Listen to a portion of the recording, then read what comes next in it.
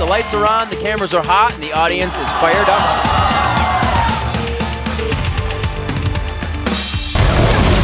They're looking for Sneaky on the Demon Blade. Long range from Bunny Foo-Foo. He comes hopping through the forest. Bunny Foo-Foo goes all in on me, and I'm like, oh my god, I hate this.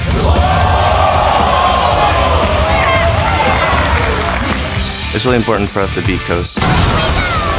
Huge by ManCloud. The duel against Shifter. The knockup. Shifter, can he win this fight? They're looking stronger, but I still think they're very beatable. Wild Growth goes out. They're going to get the blast in. One blast. Ricochet. They got Bjørksen, the best mechanical player in NA. So good. We're definitely going to have to bring our A game. They've been wanting to beat us for a very, very long time.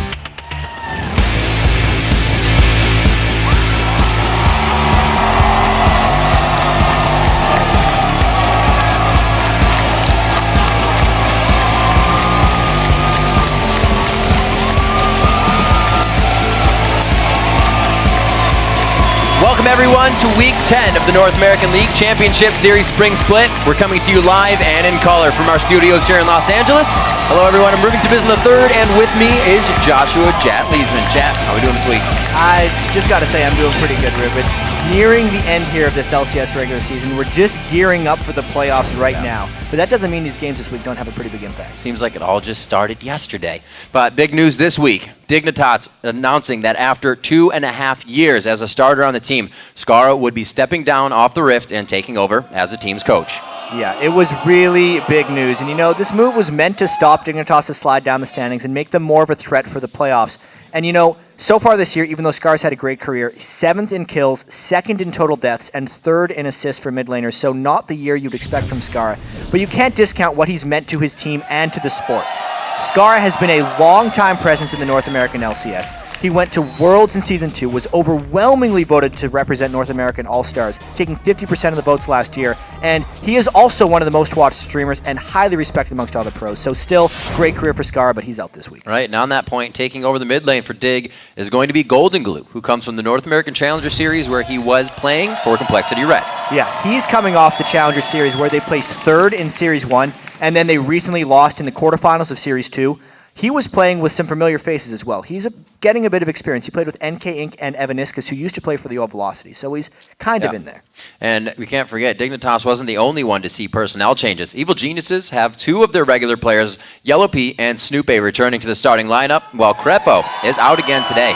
Yeah, covering support once again this week is going to be Ken from the Challenger team, the Blue Pill. He had a tough debut last week as EG went 0-2 against a decidedly strong schedule, COD and Cloud9. So today they face Dignitas and then Coast later in the week. So it gets a bit easier, but it's still tough. Let's see what they can do. All these changes come as teams lace up their shoes for the last sprint towards the spring split finish line. Right. Each team has only 6 games left. The bottom 5 teams are also only separated by 3 wins, which means every game for those guys is critically important as they hope to avoid summer relegation. And if they can't climb out of the danger zone, they at least want to give themselves the best chance of success by being able to choose who they face. Yeah, just to people's home or following the NA Challenger Series, the pros are as well, and nobody wants to face LMQ. Yeah, easy to say there. Finally, starting today, teams will be playing on the 4.4 patch, which means the Eye of the Void Vel'Koz is available for play. Now let's check in with the hashtag burning up the internet, hashtag LCS Big Plays. Today's standout moment comes from the European LCS with a massive momentum shift around the Baron pit. At Freljord Ash writes, Super Hot Crew owning Gambit at Baron. Nice one from none other than Super Hot Crew versus Gambit. Here's your number 1. Yeah, and this play was ridiculous. Yeah, Gambit thought they had the big lead here, so they tried to force Baron because Kale was dead. But the magic resist debuff from the Baron pit meant Super Hawk Crew could just destroy them. Everybody just bail out right at the end, and they end up losing the Baron as well. It was a huge turning point in that Super Hawk Crew victory. So many people kind of forget that you still need a ton of damage to take down Baron as well, because he's going to deal it right back to you. Super Hawk Crew pulls out of that one quite nice and gets that Baron on it.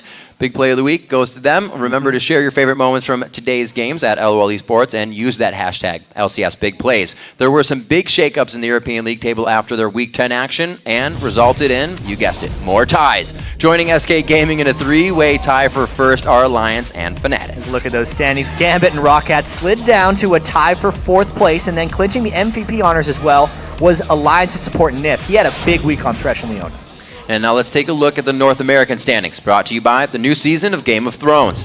In first place, Team Solo Mid with only 3 losses on the year. Big cheer for them, but Cloud9 just 1 game back in second. Third place is Counterlogic Gaming at 14-8, and then the tie for fourth. Pretty far back though, Curse and Dignitas. And 2 games back, it's Coast in 6th place. Then tied for 7th is Evil Geniuses and XDG Gaming. We'll check out how all that changes after our 4 games today with Dignitas versus Evil Geniuses up first. After that, it's a big match between Counterlogic Gaming and Team Solo Mid. Then Coast look to hold on to 6th place when they face off against XDG. We'll conclude our LCS day with Curse versus Cloud9, but be sure to stay tuned immediately following our LCS action for the North American Challenger Series 2 semifinals.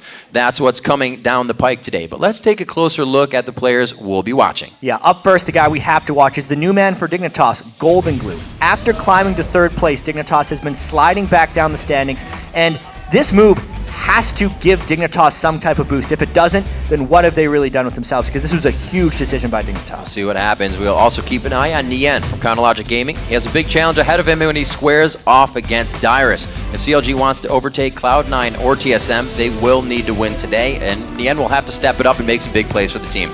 Yeah, and of course we have to look at Zion Spartan. He was so good in Coast victories, but he has been bad during their 6-game losing streak. They need to be a solo lane focused team. That means both solo laners need to do well, and that means Zion Spartan has to step it up. Next up is Bunny Fufu. So far this year, Curse has had 3 different supports: Zken, St. Vicious, and now Fufu himself. In his 6 games, Bunny Fufu has had a better start, helping his team go 4-2, and now they've climbed into 4th. Yeah, speaking of bottom lanes as well, Yellow Pete is back this week, and we're going to have to be watching him. He does not have Crepo with him for game 1. He will be playing with Ken, and in order for EG to succeed, they've relied a bit on their solos, but if they really want to stay in the LCS, Pete's got to step up in his return.